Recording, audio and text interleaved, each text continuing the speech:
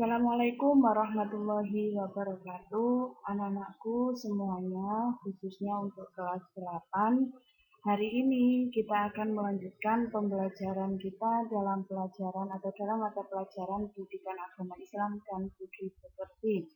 Dengan harapan, mudah-mudahan kita masih bisa terus melanjutkan pembelajaran ini meskipun dalam keadaan yang serba terbatas. Karena kita tidak bisa berjumpa, bertemu secara langsung, meskipun saya sendiri juga sebenarnya pengen sekali bertemu dengan kalian, wajah-wajah wajihia kalian yang cantik-cantik dan yang ganteng-ganteng. Baik anak-anak, saya harap semuanya sekarang dalam keadaan sehat walafiat, supaya kita bisa melanjutkan pembelajaran dan bisa mengikuti pembelajaran hari ini dengan baik dan tetap semangat.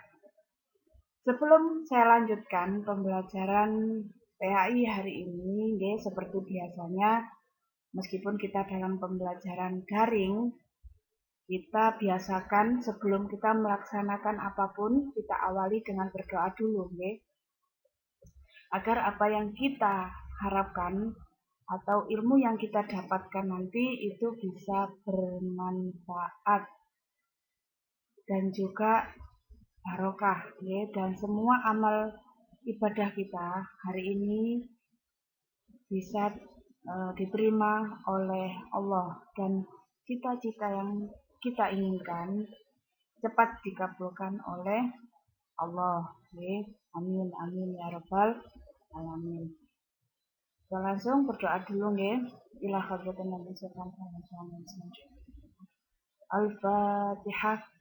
Bismillahirrahmanirrahim. Alhamdulillahirabbil alamin.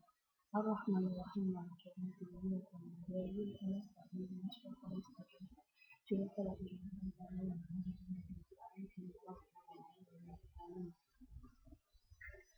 Terima kasih anak-anak, baik kita lanjutkan. Untuk materi kita hari ini itu adalah tentang temanya. Tema kita hari ini itu meyakini kitab-kitab Allah dan mencintai Al-Quran. Atau lebih tepatnya, materinya tentang iman kepada kitab-kitab Allah. Pada bahasan hari ini adalah bahasan pertama atau bab pertama di semester 1 ini. Di dalam penyampaian materi nanti, insya Allah akan tidak semua saya sampaikan. Jadi hari ini kita akan mempelajari tentang yang pertama, itu ada pengertian iman, kemudian nama-nama kitab-kitab Allah. Kemudian ada isi pokok dari ajaran kitab-kitab Allah, dan juga bagaimana cara sikap kita untuk mencintai Al-Quran, yang mana nanti semuanya akan disampaikan sendiri langsung oleh Bu Iva. Next, kita lanjutkan. Tujuan setelah pembelajaran, jadi saya harapkan nanti setelah selesai kita pembelajaran hari ini, diharapkan sampai nanti mampu menjelaskan bagaimana pengertian iman kepada kitab-kitab Allah. Kemudian yang kedua, sampean bisa menunjukkan dalil tentang iman kepada kitab-kitab Allah. Kemudian yang ketiga, sampean bisa menyebutkan kitab-kitab dan rasul penerimanya dengan benar. Terus yang keempat, sampean bisa atau peserta didik dapat menyebutkan perbedaan antara kitab dan suhuf. Jadi nanti kalau ada yang belum selesai, kita lanjutkan pada pertemuan selanjutnya, karena tidak mungkin langsung saya jelaskan semuanya hari ini, bertahap saja. Kita santai, tapi tetap serius. Lanjut. Kita lanjutkan langsung ke materi pengertian iman kepada kitab Allah. Pengertian iman kepada kitab-kitab Allah. Apa sih iman kepada kitab-kitab Allah itu? Jadi kita pecah dulu. Iman. Yang pertama, iman itu apa sih? Mungkin sama semuanya sudah pernah belajar atau sudah pernah mempelajari tentang iman. Iman itu adalah artinya percaya atau yakin. Jadi seumpama sampean jadi orang yang beriman, maka sampean harus yakin dan percaya. Misalkan contoh, sampean iman kepada Allah, maka sampean harus yakin dan percaya kepada Allah. Kunci iman itu sebenarnya ada 3 pokok. Inti dari iman sendiri itu ada 3 pokok. Yang pertama, iman itu adalah meyakini dalam hati. Itu kunci yang pertama. Setelah sampean meyakini dalam hati, kemudian diucapkan dengan lisan. Setelah sampean yakin bahwa sampean itu percaya akan adanya Allah, dalam hatinya sampean sudah mantapkan. Kemudian sampean ucapkan dengan cara bahwa sampean itu iman kepada Allah dengan cara diucapkan misalkan dengan mengucap 2 kalimat syahadat. Itu adalah bentuk dari iman kepada Allah. Kemudian setelah diucapkan dengan lisan, yang terakhir itu adalah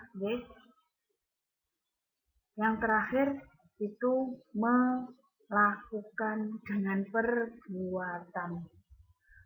Jadi setelah sampean mantap dalam hati bahwa sampean percaya akan adanya Allah, kemudian sampean mengucapkan dengan lisan dan bersaksi, berjanji kepada Allah. Kemudian sampean lakukan dengan perbuatan. Perbuatannya apa? Contohnya apa sih? Ketika sampean menjadi orang yang beriman, ketika sampean mengaku jadi orang yang beriman, maka sampean harus melaksanakan apa yang diperintahkan oleh Allah dan menjauhi apa yang dilarang oleh Allah. Itu termasuk orang yang beriman. Salah satunya contohnya iman kepada Allah. Jadi sampean tidak mau melanggar perintah-perintah Allah. Itu pengertian iman, yakin dan percaya dengan sepenuh hati. Nah, sekarang kita lanjutkan. Iman kepada kitab-kitab Allah itu apa sih, Bu? Jadi Jangan bisa lihat di sini pengertiannya, iman kepada kitab-kitab Allah itu adalah meyakini dan mempercayai bahwa Allah itu telah menurunkan kitabnya kepada para rasul yang ditunjuk atau rasul terpilih yang ditunjukkan atau yang ditujukan kepada umat manusia. Meyakini dan mempercayai bahwa kitab-kitab itu bukan karangan manusia, melainkan memang kitab itu murni, asalnya dari Allah, bukan dari Rasul, bukan dari karangannya ulama, bukan karangannya kiai ataupun yang lain atau manusia yang lain. Misalkan Nabi Muhammad diberikan oleh Allah Al-Quran, jadi Al-Quran itu bukan karangannya Nabi Muhammad, melainkan murni atau asli dari Allah atau firman-Nya Allah. Sama Nabi Injil pun, Nabi Isa pun diberikan kitab Injil, sama. Yang namanya kitab Injil isinya itu bukan karangannya Nabi Isa sendiri, melainkan itu adalah perintah-perintah dari Allah, kemudian yang ditulis dan dibukukan, itu. Jadi jangan sampai salah Paham. Lanjut. Sekarang kita ke nama-nama kitab Allah. Ada 4 macam.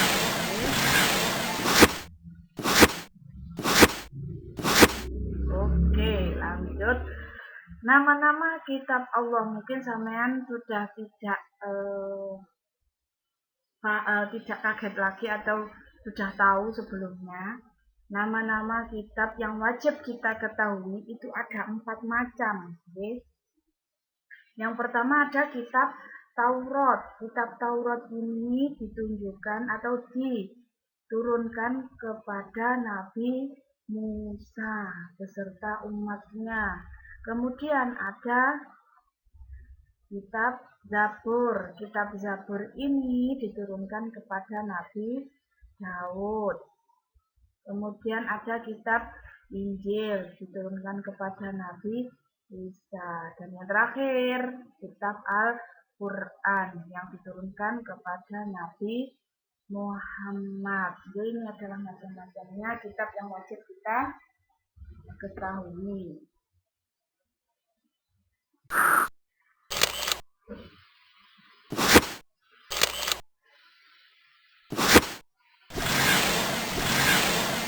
Nah, kita lanjutkan ke pokok-pokok ajaran kitab Allah, mulai dari kitab Taurat, kitab Zabur, kitab Injil, dan kitab Al-Quran.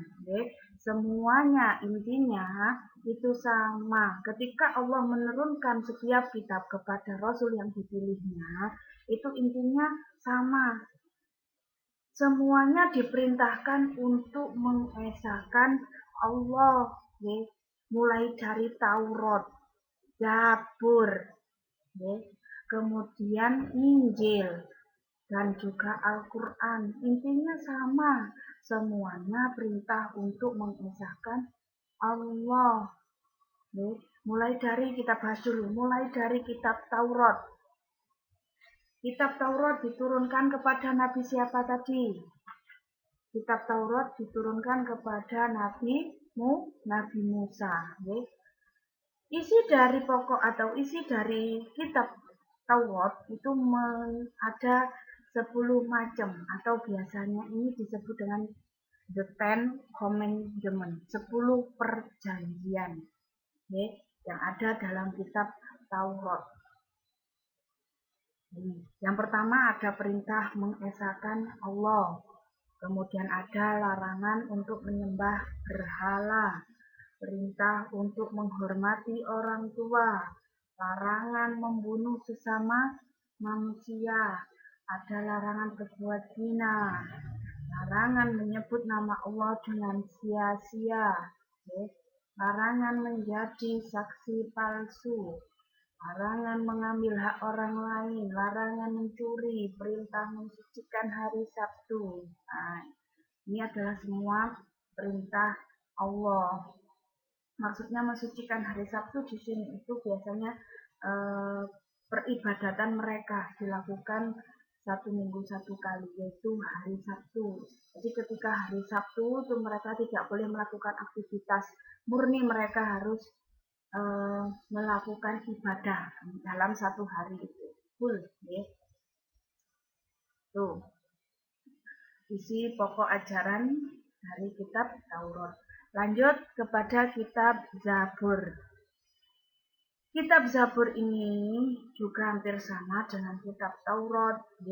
Cuman dari kitab Zabur ini isinya yang lebih banyak itu adalah pujian atau nyanyi-nyanyian.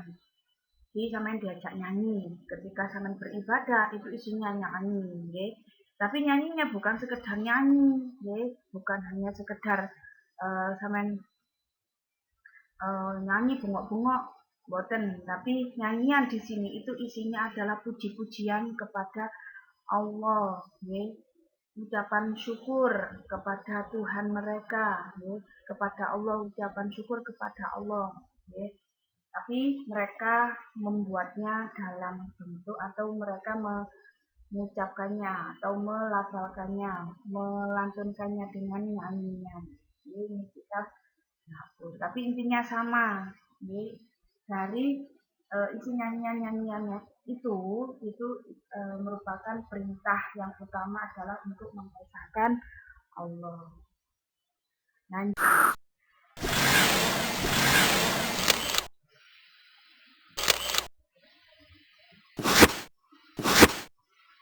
Nah, selanjutnya ada pokok ajaran kitab Allah yang ketiga, yaitu kitab Injil. Kitab Injil yang diturunkan kepada Nabi Isa, meliputi atau berisi tentang yang pertama ada perintah untuk kembali mengesahkan Allah. Kemudian yang kedua membenarkan keberadaan kitab Taurat. Kemudian yang ketiga ada perintah untuk menghapus beberapa hukum dalam kitab Taurat yang tidak lagi sesuai dengan perkembangan zaman. Jadi mengikuti perkembangan zaman kalau sudah tidak, karena ini memang setiap Al-Quran atau setiap kitab yang diturunkan itu adalah untuk umatnya masing-masing. Kitab Taurat diturunkan kepada Nabi Musa, itu juga untuk umatnya Nabi Musa. Begitupun dengan juga kitab Injil. Kitab Injil diturunkan kepada Nabi Isa, berarti juga ditujukan untuk umatnya Nabi Isa. Tapi juga di sini masih terpengaruh dengan umatnya Nabi Musa, kitab Taurat. Kemudian yang keempat, menjelaskan bahwa kelak akan datang kembali Rasul setelah Nabi Isa, yaitu Nabi Muhammad. Jadi di sini, di dalam kitab Injil, itu sudah dijelaskan bahwa kelak itu akan ada Nabi akhir zaman, yang mana beliau ditunjuk oleh Allah sebagai Nabi setelah Nabi Isa atau penutupnya para Nabi, yaitu Nabi Muhammad. Itu sudah ada, sudah diceritakan di kitab Injil. Lanjut kepada kitab terakhir, yaitu Al-Quran yang diturunkan kepada Nabi kita, Nabi Muhammad SAW. Yang mana Al-Quran itu berisi satu, tentang akidah atau keyakinan.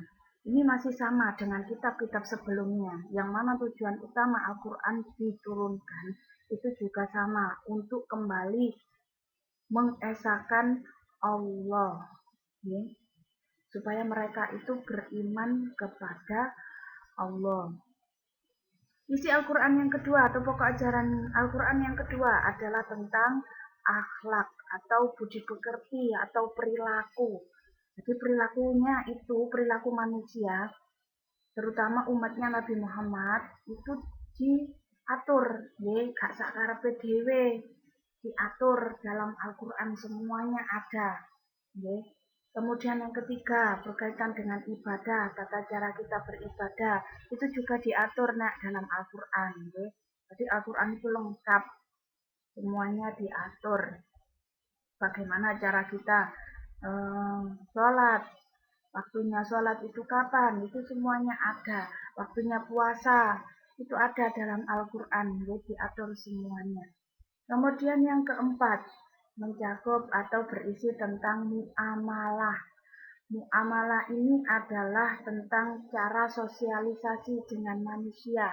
Bagaimana cara kita berinteraksi dengan sesama manusia, itu dijelaskan dalam Al-Quran. Bagaimana kalau kita bersikap kepada orang yang lebih muda, kepada teman sebaya, kepada orang yang lebih tua, itu semuanya diatur dalam Al-Quran.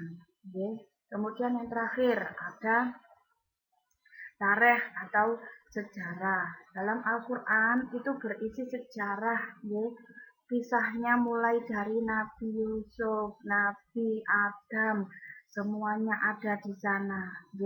Bahkan kisahnya bagaimana Allah itu memerintahkan untuk melaksanakan sholat, untuk melaksanakan ibadah haji, semuanya ada di dalam Al-Quran. Kisah-kisah itu bagaimana kisahnya Korun, semuanya ada.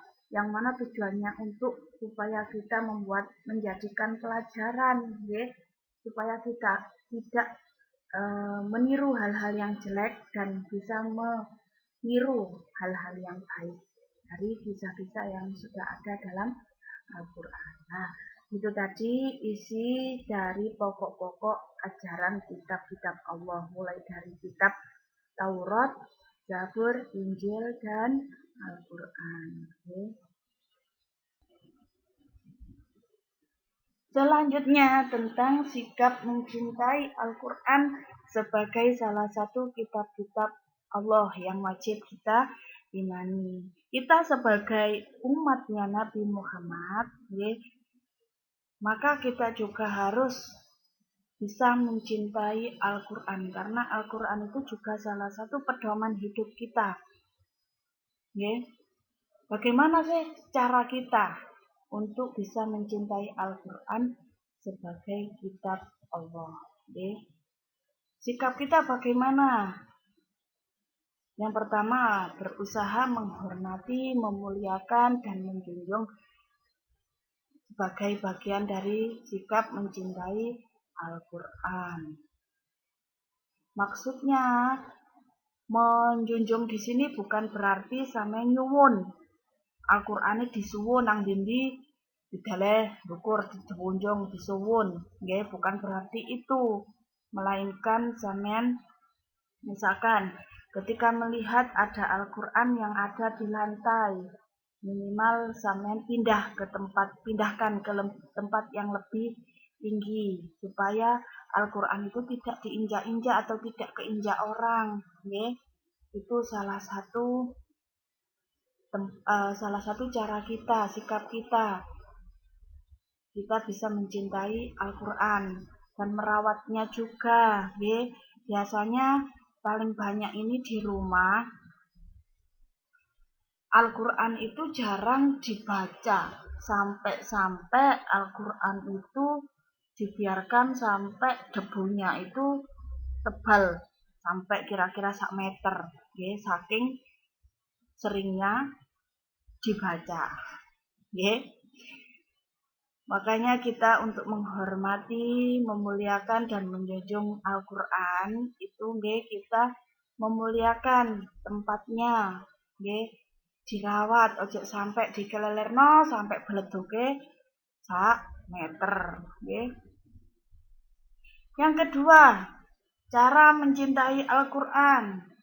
Sikap kita untuk mencintai Al-Quran itu dengan cara membacanya di setiap kesempatan minimal, setelah selesai sholat fardu, sak rai, 1 halaman, ku nek gak kuat yo sak ain, itu minimal,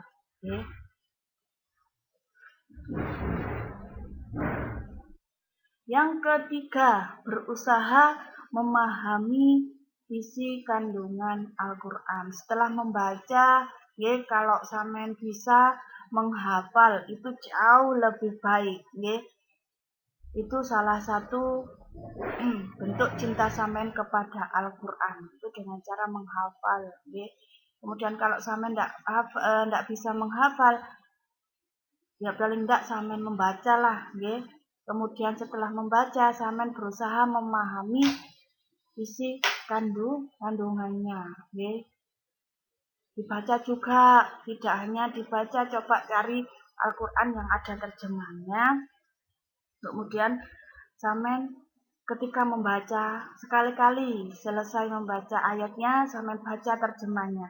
Biar sampean tahu ada kisah apa, ada makna apa di balik Al-Quran yang sampean baca tadi, biar sampean gak hanya sekedar paham. Kemudian setelah sampean selesai membaca, kalau bisa diamalkan apa yang ada di dalam Al-Quran itu. Itu tadi yang bisa saya sampaikan terkait dengan materi hari ini. Mungkin ada yang belum dipahami atau ada yang mau ditanyakan, silakan langsung WA atau japri ke saya. Ya. Untuk tugasnya hari ini ada 3 poin. 1, 2, dan 3. Kalian bisa baca sendiri. Silakan tulis kembali di buku tugasnya masing-masing secara individu. Kemudian jangan lupa nama, kelas, dan nomor absennya. Dan kalau sudah selesai, silakan fotokan dan kemudian kirim japri ke WA saya. Ya. Kemudian untuk waktu pengerjaannya, saya kasih waktu maksimal 2 hari. Hari ini dan besok. Kalau lebih dari itu, saya anggap tidak mengerjakan tugas atau nilai hariannya kosong. Oke, terima kasih. Sekian pembelajaran kita hari ini. Sebelum kita akhiri, kita baca hamdalah dulu bareng-bareng ya. Alhamdulillahirabbil alamin. Saya akhiri dulu. Ihdinas siratal mustaqim. Assalamualaikum warahmatullahi wabarakatuh.